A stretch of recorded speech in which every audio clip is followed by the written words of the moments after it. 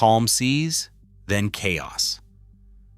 Fishermen off Naples report the water violently bubbling. This was seen only once before, nearly 5 centuries ago. Campi Flegrei, the supervolcano beneath their boats, now lifts the seafloor and is breaching with toxic gas.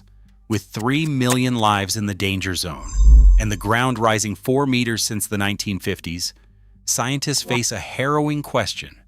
What is forcing this ancient giant to break its own boundaries? And could it be about to rewrite history?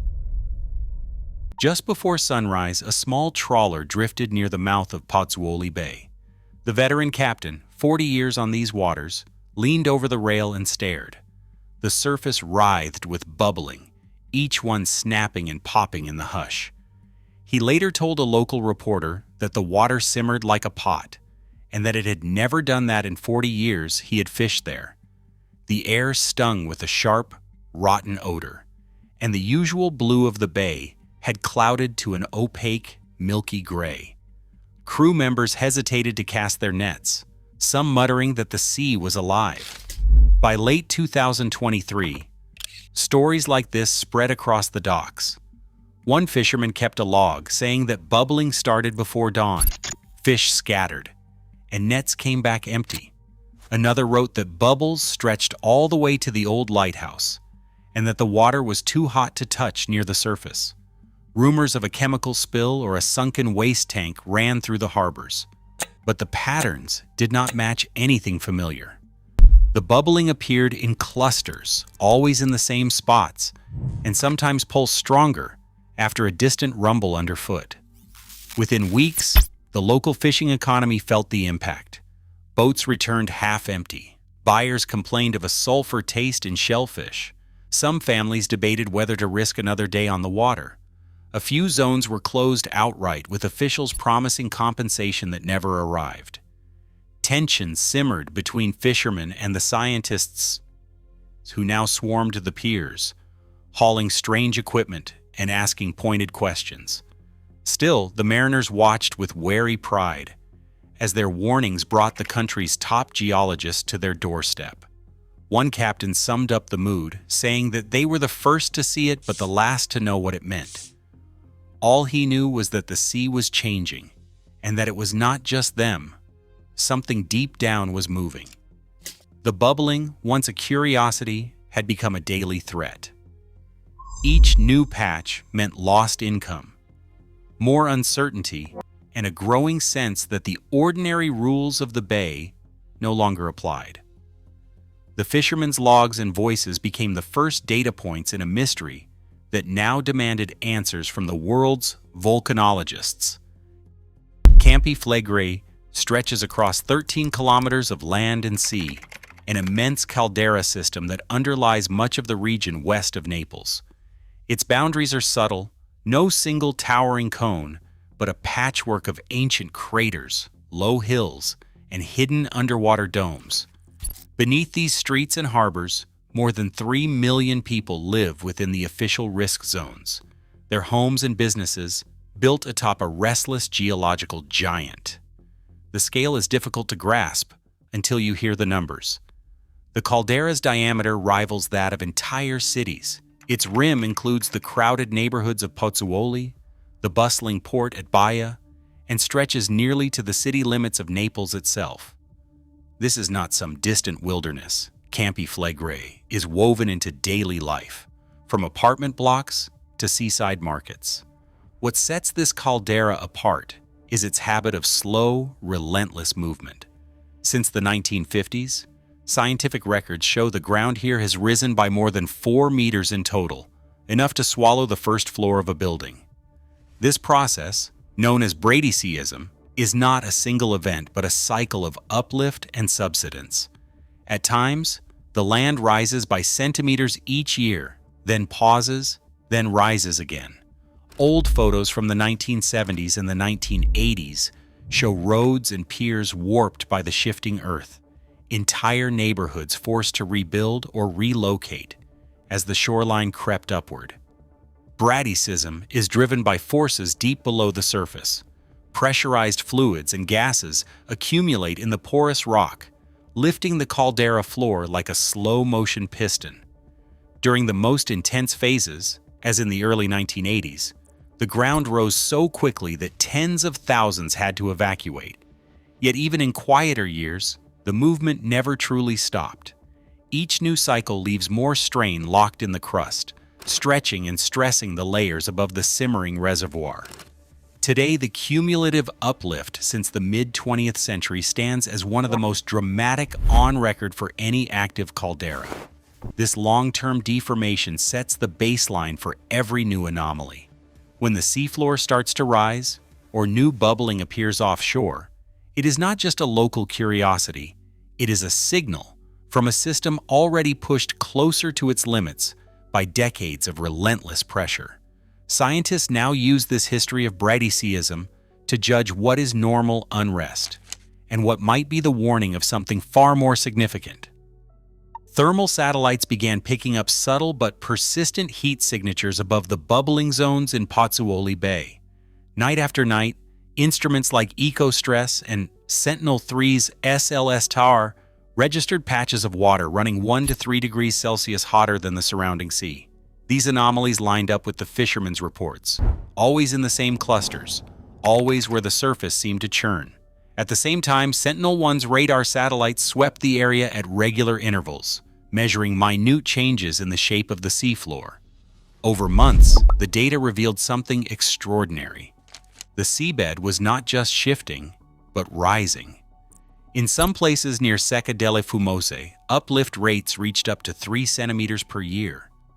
Bathymetric surveys from research vessels confirmed the findings, mapping new domes and mounds slowly pushing upward, some expanding by 30 meters in radius since 2018. Repeat sonar scans showed the domes growing stepwise, likely in response to pulses of pressurized fluid from below. Remotely operated vehicles, known as ROVs, descended into these hotspots. Their cameras sent back crisp images of fresh fissures and vent mouths. One technician speaking over the vessel's comms described the scene like this. It's like the seafloor is breathing. Fractures open and close. Gas escapes, and the ground itself looks alive.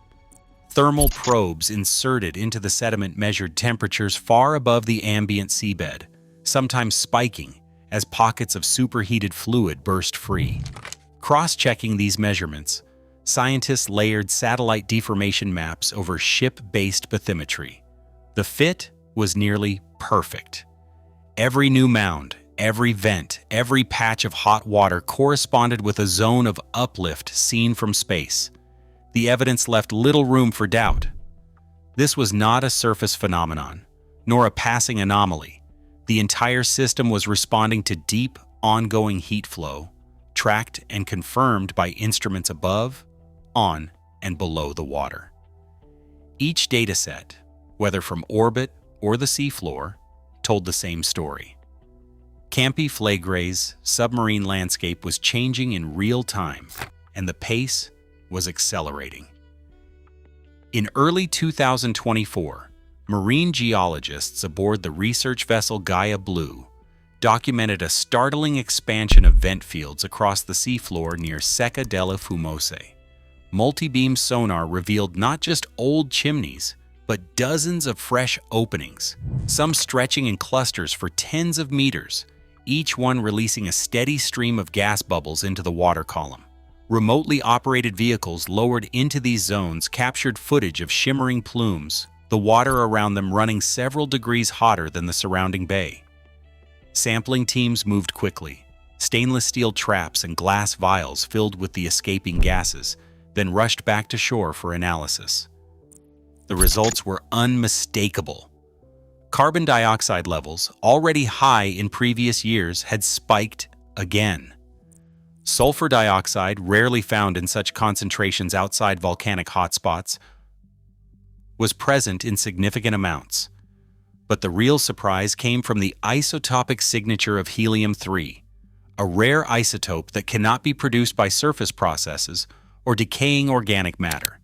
Its presence is a fingerprint of deep magmatic activity, a sign that the gases now venting into the bay originated far below the crust, not from shallow hydrothermal boiling. Dr. Maria Santoro, lead volcanologist at the Italian National Institute of Geophysics and Volcanology, stood before a bank of monitors, pointing to the latest gas ratio charts. She explained, "The chemistry has shifted. We are seeing a clear magmatic component in these vents. This is not just heated groundwater escaping. It is a direct line to processes deep within the caldera." Her team's findings were echoed by independent labs in Naples and Rome, all confirming the same pattern, that the venting was not only intensifying, but changing in character. By spring 2025, more than 40 new vent mouths had been mapped, each one a conduit for gases that bypass the usual hydrothermal filters. The ratios of carbon dioxide to sulfur dioxide were now comparable to those measured during past periods of volcanic unrest, while helium-3 levels reached their highest readings in over a decade. These chemical clues, layered atop the physical evidence of seafloor uplift and heat, pointed to a system where deep magmatic pressure was now forcing its way upward.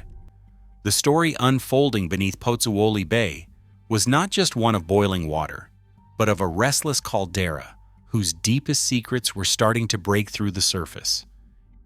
In the autumn of 1538, the people of Pozzuoli watched their coastline transform.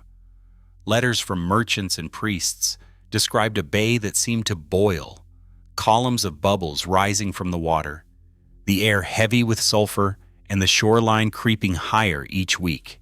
One account, preserved in the archives of Naples, tells of fishermen abandoning their boats as the sea frothed and hissed, convinced that something unnatural was stirring beneath them.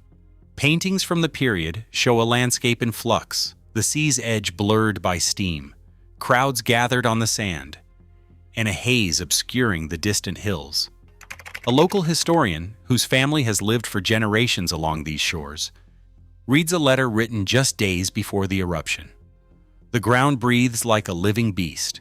The water grows warm and restless. At night we see lights flicker beneath the waves.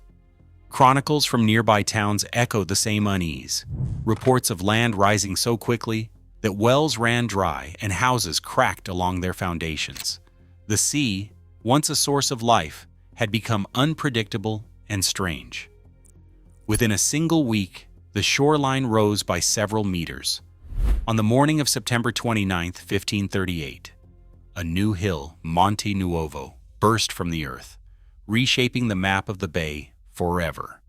The historian's voice lingers on the parallels: bubbling seas, sudden warmth, and a landscape that seemed to warn its inhabitants in ways both subtle and spectacular. These records remind us that the signals now measured by satellites and sensors were once witnessed by ordinary people, their words and images capturing a moment when the boundary between land and sea, safety and danger, shifted in real time. Seismic stations scattered across the caldera now record a relentless drumbeat, more than 150 earthquakes in a single day, sometimes double that during peak swarms. The vast majority are shallow, often less than 4 kilometers deep, clustering beneath Pozzuoli and radiating outward along a buried ring fault. In 2025 alone, automated catalogs logged over 54,000 individual tremors, tiny fractures, each one a sign of mounting strain. Most are too small to feel, but their pattern is unmistakable. The epicenters creep upward over time, tracing invisible cracks that thread through the caprock.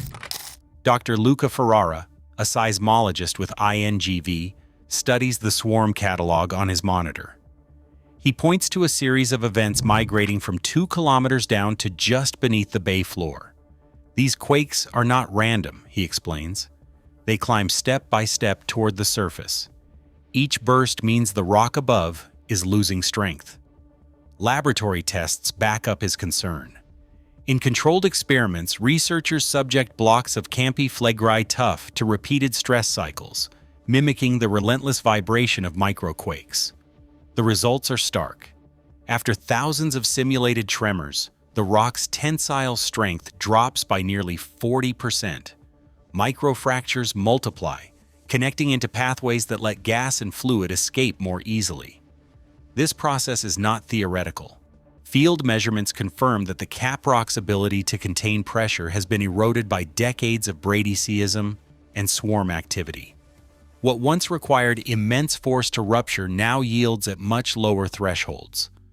The crust acts less like a solid lid and more like a cracked shell, one that could break open with only a modest increase in pressure or a single strong quake.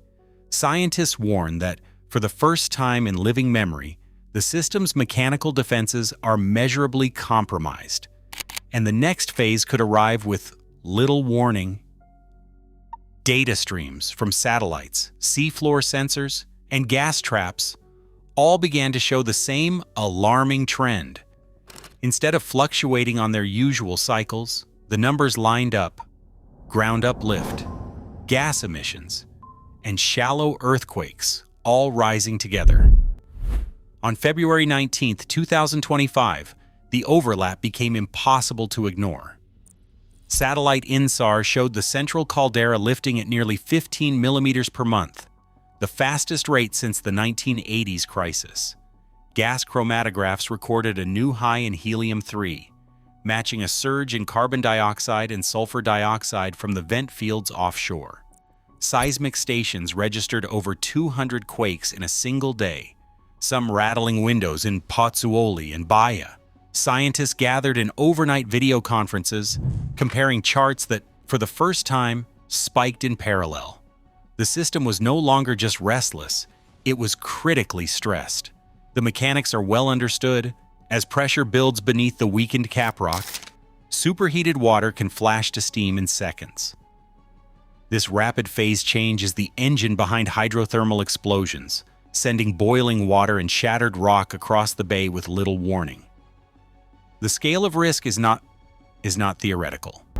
Models show that a sudden blast could devastate areas within 1 kilometer of the vents, threatening both the coastline and anyone caught nearby.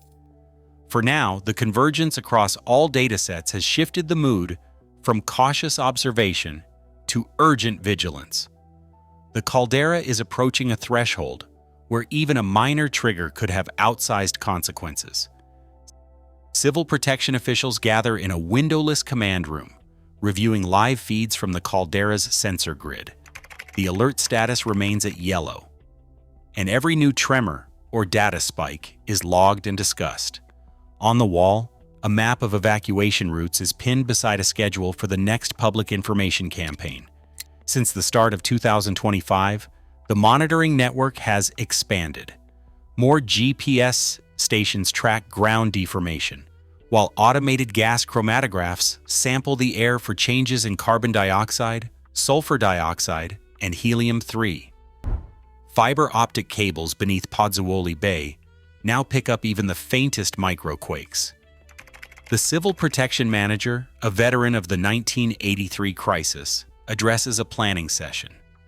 His notes reference the lessons of past evacuations, how delays, confusion, and misinformation once cost valuable time. He insists on regular reviews of protocols and urges local leaders to keep residents informed without exaggeration. Internal logs show ongoing debate about a possible connection to Vesuvius. Some researchers argue for joint drills, while others see the systems as functionally separate.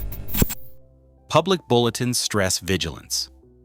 Residents are encouraged to know their evacuation zones and to follow updates via official channels. The region's readiness is now institutionalized, no longer a reaction to rumor, but a continuous, science-driven watch. The next move depends not on speculation, but on the hard evidence streaming in from the caldera itself. Today, Campi Flegrei's caprock weakens as seismic swarms and gas emissions reshape the seafloor in real time. With over 3 million lives shadowed by this volatility, every new vent or tremor tests the limits of prediction. Nature's deadlines remain unknown. In this living laboratory, uncertainty itself becomes the greatest risk we must confront.